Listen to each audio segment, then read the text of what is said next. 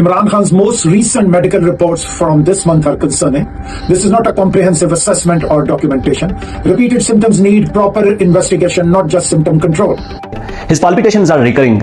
An ECG is just a snapshot of the heart, so a longer heart monitoring is needed. We need to rule out abnormal heart rhythm, such as atrial fibrillation, which can cause clots and stroke. He has already suffered a central retinal vein occlusion since in solitary confinement. This is a clot-related blockage of the main vein in his retina, which has caused 85% of his visual loss in one eye.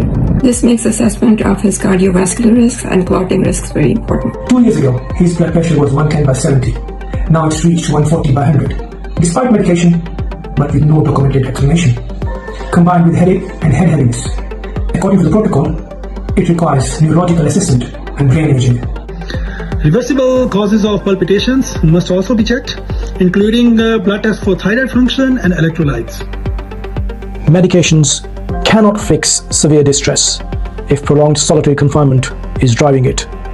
The solitary confinement must end.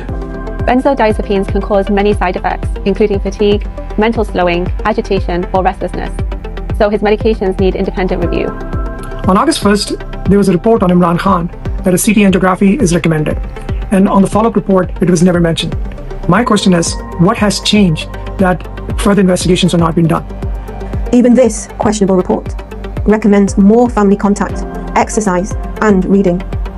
Meaningful human contact is a health need. We are deeply concerned about the reports of Imran Khan's deteriorating health and strongly demand immediate assessment by an independent, competent physician panel with full access to Imran Khan's private physician and immediate family members. We appeal on medical grounds to the state of Pakistan and the international community.